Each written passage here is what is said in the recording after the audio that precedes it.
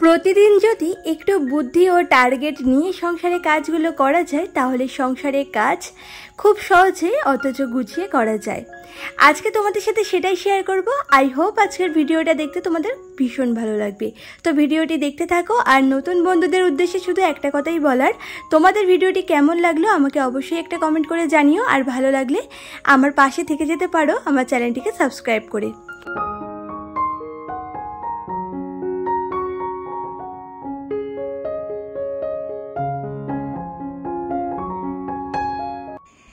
আর এই যে money plant গাছটা তোমরা দেখছো, এটা কিন্তু বেশি দিন হয়নি। আমি ছোট্ট ছোট্ট ডাল না কাটিং করে বসিয়েছিলাম, তো এত সুন্দর গ্রো করেছে।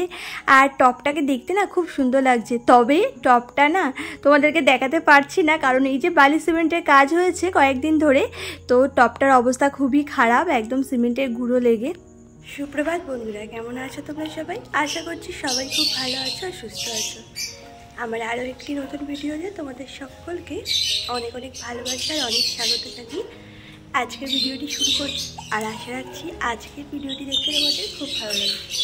তো এইদিকে দেখো, আমাদের নতুন ঘরের প্লাস্টার করা হয়ে গেছে, পুরো কমপ্লিট হয়ে গেছে। আর এইদিকে বস্তা বস্তা এর মধ্যেই প্লাস্টিক কাজ করার পরে যা যা বেঁচেছে সব বস্তার মধ্যে ভরা। এগুলোকে আবার বাইরে করতে হবে, এখনও তো অনেক কাজ বাকি আছে। তো এটা হলো আমাদের একটা রুম, আর এই পাশে আরেকটা রুম আছে।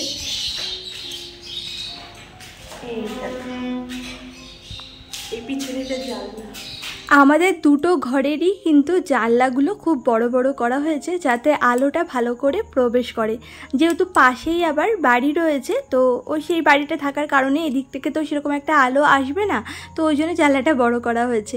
তো কাচের যে স্লাইডিং জানলাগুলো আছে ওগুলোই লাগানো হবে, তো যাতে আলোটা ভালো করে ঘরে ঢুকে, জানলা বন্ধ থাকলেও যেন আলোটা প্রবেশ করতে পারে। তো যাই হোক, এইদিকে দেখো একটা বসার জন্য সিঁড়ি করা হয়েছে, আর এই পাশটায় না ঢালাই করা হয়েছে যেখান থেকে রেন পাইপের জলটা পড়ে। তো গতকালকে রাত্রেবেলায় বৃষ্টি হয়েছিল, তো ওই বৃষ্টিতে ভিজে ভিজে যে প্লাস্টিকগুলো দেখছো ওগুলো আমি দিয়েছিলাম। এখনও তো ঘরের অনেক কাজ করা বাকি আছে, এখনও নিচে হয় মেজে হবে, নাহলে টাইলস বসাবে, জানি না কী করবে, এখন দেখা যাক। আর তার লাইটের কাজ বাকি আছে, ওইদিকে জানলা দরজা সব কিছুই লাগাতে হবে, তারপরে হবে বাড়িটা কমপ্লিট হয়নি। আর তোমাদের সাথে অবশ্যই শেয়ার করবো, তো তোমরা প্লিজ আমার পাশে থেকো। আমি আমার এই নতুন ঘরটাকে কীভাবে সাজাচ্ছি, আর খুব এক্সাইটেডও নতুন ঘরটাকে সুন্দর করে সাজানোর জন্য। তো দেখা যাক কতটা কী করতে পারি।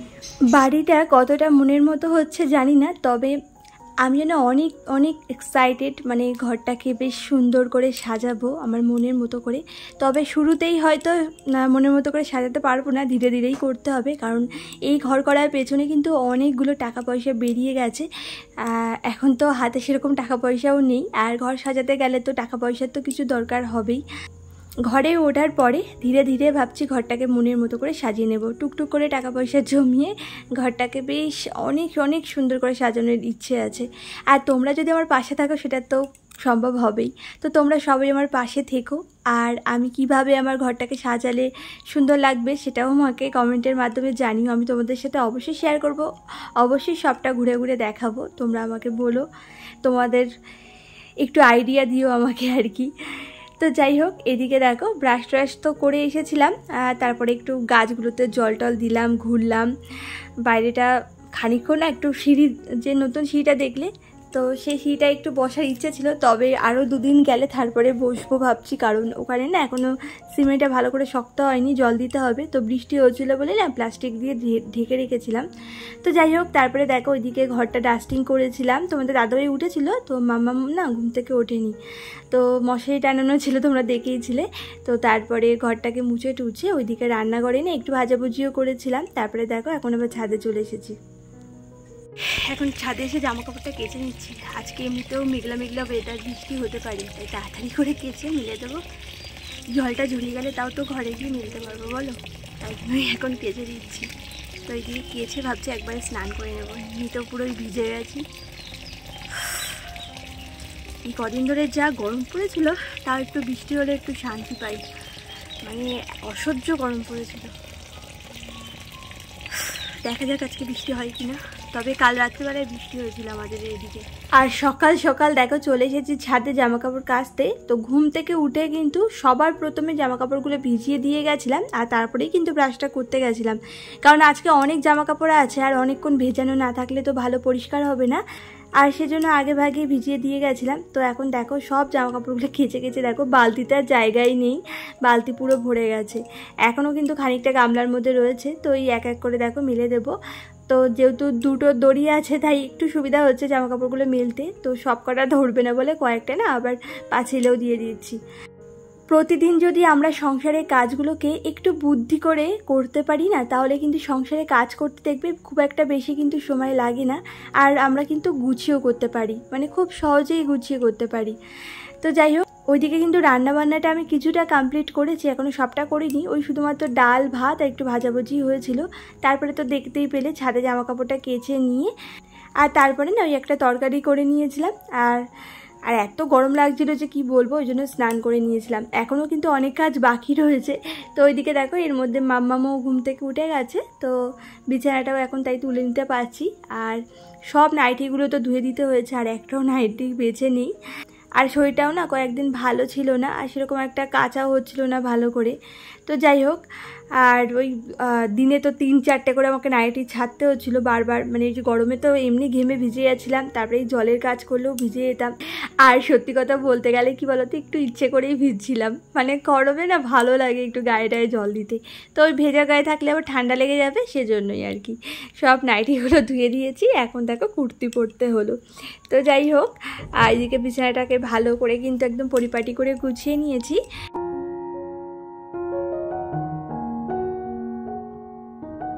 আর এইদিকে না একটা বোতল কেটে না একটু DIY করছি। এই বোতলটাকে তো ইউজ করা হয় না, তাও সেই জন্যই ওটা কেটে দেখো আগে ইয়েলো একটা কালার করে নিয়েছিলাম। তারপরে মামামের না একটা চিকচিকি টাইপের ওই যে স্কেচ পেনগুলো হয় না, সেগুলো ছিল, তো সেটা দিয়ে না একটু ভুরু ঠোঁটের ওই জায়গাটা দিয়েছিলাম, বেশ চিকচিক করবে, দেখতে ভালো লাগবে। আর তারপরে দেখো এখন ওই মার্কার পেন দিয়ে না চোখ টোকগুলো এঁকে নিলাম। কেমন লাগছে এটা বলো কিন্তু।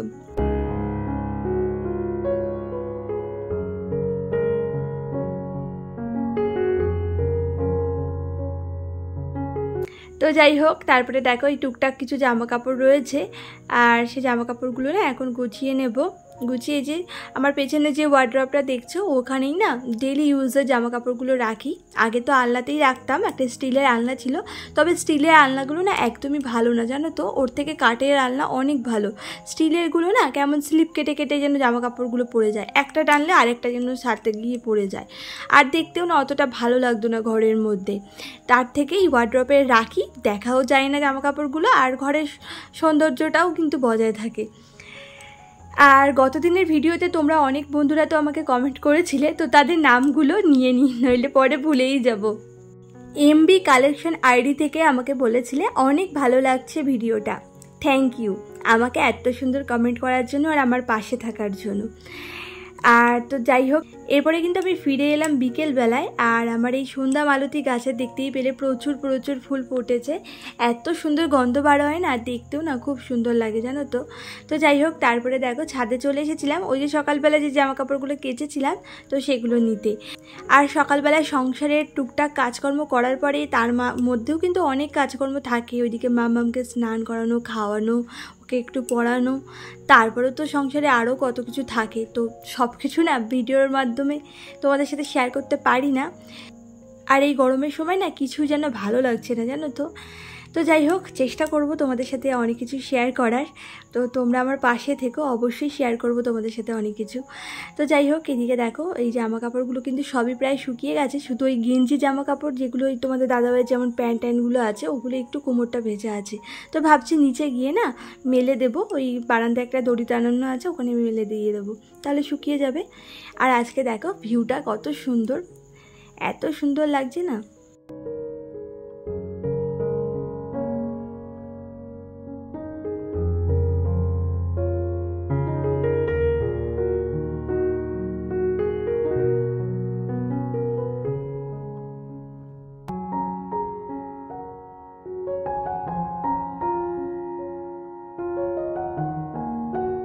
কাপড় দেখতে পাচ্ছ, এখন জামা কাপড়গুলো তুললাম, সব কটা শুকায়নি, হালকা হালকা এখনো ভেজা আছে।